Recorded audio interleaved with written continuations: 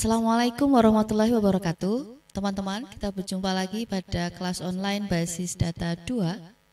Untuk pertemuan hari ini kita akan fokus pada script DDL atau Data Definition Language. Pada video sebelumnya sudah dijelaskan bahwa SQL atau Structure Query Language memiliki beberapa tipe dari DDL, DML, DCL, dan TCL. Untuk hari ini kita akan fokus pada DDL atau Data Definition Language, sehingga nanti teman-teman akan terbiasa untuk melakukan atau membuat script, di mana untuk DDL juga sudah disinggung di video sebelumnya, kita fokus untuk membuat wadahnya atau strukturnya dari sebuah database. Selanjutnya akan saya jelaskan terkait Data Definition Language. Jadi untuk DDL ini akan diambil sebuah studi kasus dari Setiawan Spuring, di mana Setiawan Spuring ini adalah sebuah toko yang bergerak pada pelayanan mobil. Di sini Setiawan Spuring yang terletak di Jalan Sumoharjo, Magelang, dia tidak hanya memberikan jasa pelayanan dalam perbaikan kualitas ban agar ban mobil itu bisa berjalan dengan baik atau lurus gitu ya derajatnya. Selain itu juga dia menjual beberapa spare part. Dari sini kita bisa coba simulasikan bagaimana untuk membuat sebuah database, khususnya third normal form, di mana nanti kita akan coba buat itu menjadi sebuah DDL. Nah, di sini hasil dari normalisasi ada 6 tabel master.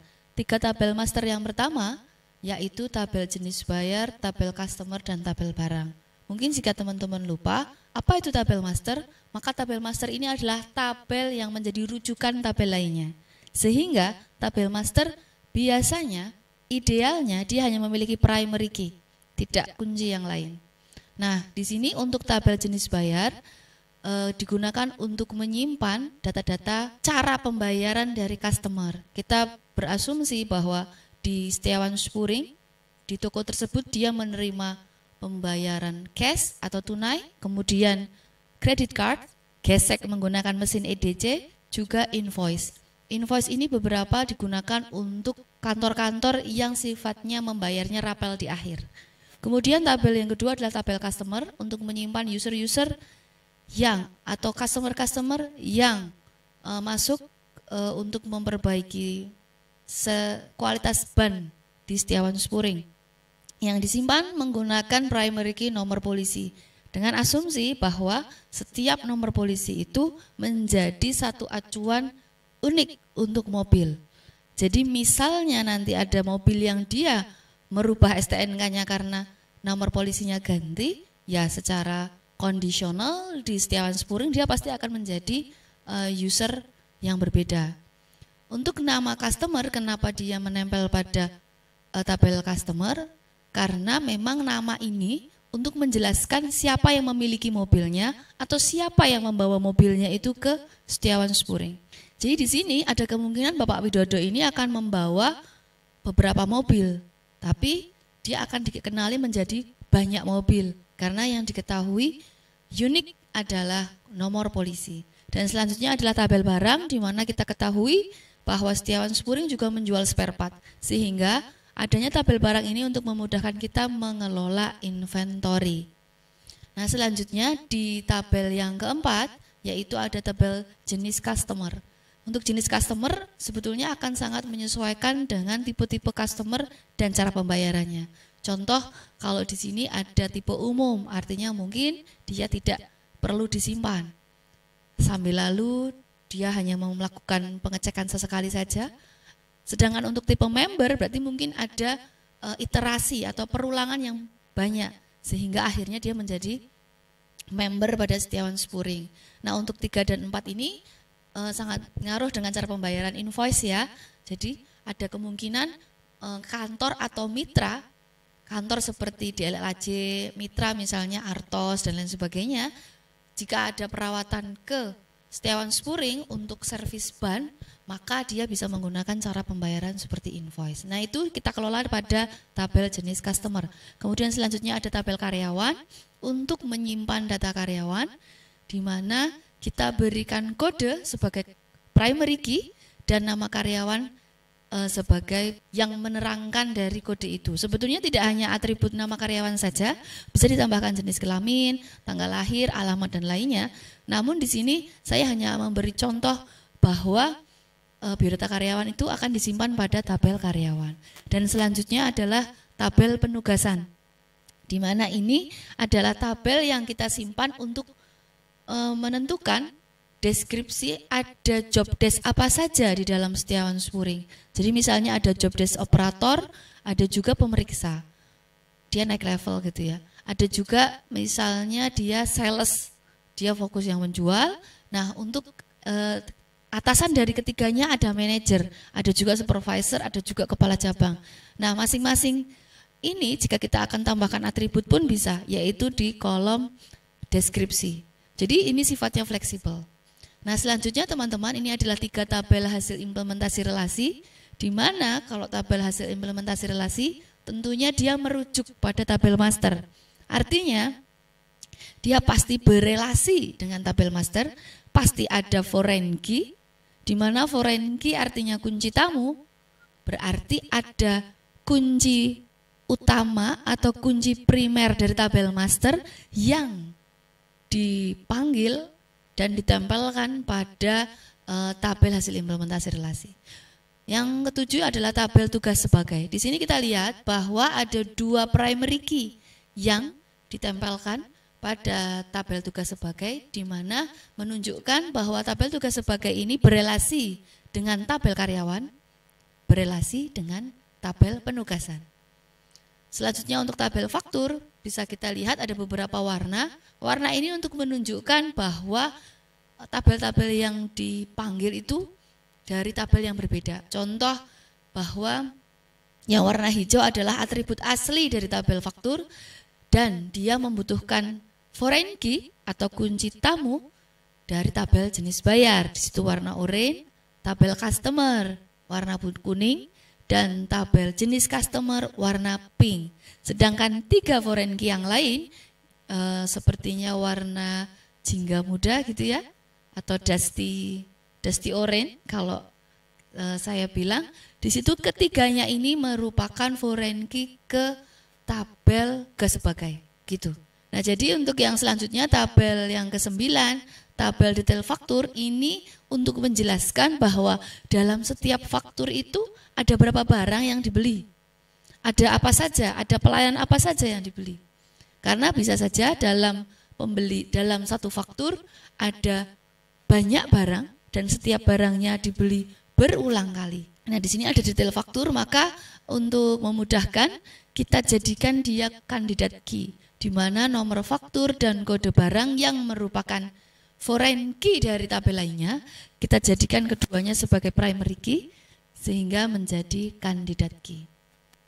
Nah, itulah teman-teman sekilas terkait normalisasi hasil dari Setiawan Spuring. Bisa teman-teman lihat di video yang lainnya untuk melakukan proses normalisasi. Untuk di sini karena kita akan membuat DDL atau Data Definition Language, yang utama adalah bahwa nama database yang akan kita buat adalah db_spuring. Pastikan saat membuat nama database jangan menggunakan spasi dan diingat bahwa dia case sensitive. Artinya jika ada huruf besar itu akan berpengaruh saat nantinya kita memanggil dia di skema. Maka lebih baik gunakan huruf kecil, kemudian underscore. Nah, itu akan lebih memudahkan kita. Kemudian untuk primary key di sini ada beberapa tipe data. Kita bisa menggunakan integer agar memudahkan untuk auto increment. Apa itu auto increment? Berarti penambahan secara langsung. Artinya sistem saat ada yang melakukan proses add atau insert tidak perlu memasukkan primary key yang baru. Secara otomatis setiap ada yang melakukan klik button insert atau klik button add, maka dia bertambah 1 atau ++1. Jadi di sini itulah fungsinya auto increment. Kemudian untuk primary key pada nomor polisi memiliki 12 karakter, kita memberikan asumsi bahwa paling panjang nomor polisi itu 12 karakter, di mana ada 2 huruf di depan, 2 huruf di belakang, kemudian ada tengahnya adalah angka.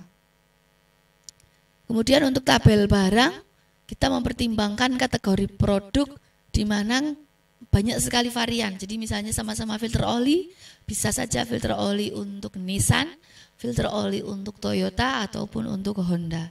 Dan untuk foreign key sebetulnya sudah terlihat ya tadi ada warna-warna yang berbeda. Nah selanjutnya untuk EER, teman-teman bisa lihat bahwa di MySQL Workbench di situ total tadi seluruhnya ada 9 tabel, baik 6 tabel master dan 3 tabel hasil implementasi relasi sudah dituliskan pada EER. Nah selanjutnya kita bisa lihat bahwa bentuk diagramnya adalah seperti ini, dan ini kita melakukan proses pembuatan skrip DDL, di mana DDL yang terbentuk bahwa kita mengetahui yang pertama adalah create schema. Create schema ini dengan nama yang tadi sudah kita tulis db_spuring. Nah artinya kalau misalnya skrip DDL ini kita panggil dan kemudian di dalam server database kita sudah ada yang memiliki nama skema db_spuring, otomatis dia akan langsung end atau selesai. Nah karena kita masih belum pernah membuat, jadi dia belum menemukan ada db_spuring, maka dia akan melakukan proses create. Maka setelah itu dia akan melakukan use atau menggunakan use db_spuring . Selanjutnya kita akan melakukan create masing-masing tabel. Tabel yang pertama yang dibuat adalah tabel jenis bayar, di mana primary key-nya adalah kode jenis bayar yang menggunakan tipe data integer, auto increment. Kemudian untuk jenis bayar varchar 45. Maka jika kode jenis bayar ini tipe datanya integer, saat tabel jenis bayar ini nantinya digunakan atau berelasi dengan tabel lainnya, maka yang memanggil kode jenis bayar juga harus memiliki tipe data yang sama, yaitu integer. Selanjutnya di sini ada tabel, yaitu tabel customer, tabel barang, bisa kita lanjutkan karena sama-sama tabel master. Sampai selanjutnya, nah di sini kita mulai tabel tugas sebagai adalah tabel hasil implementasi relasi. Jadi teman-teman harus mengetahui bahwa untuk DDL selesaikan dulu tabel masternya, baru mengerjakan tabel implementasi relasi. Kenapa? Karena nanti tabel implementasi relasi akan error jika tabel masternya tidak selesai. Jadi masih ada atribut yang kosong sehingga nanti akan ada error saat membuat skrip DDL.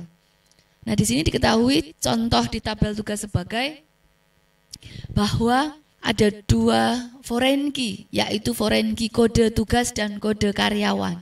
Nah, di sini teman-teman bisa lihat bahwa kode tugas ini indeks ke foreign key penugasan. Jadi nanti dia akan nyantolnya ke tabel penugasan.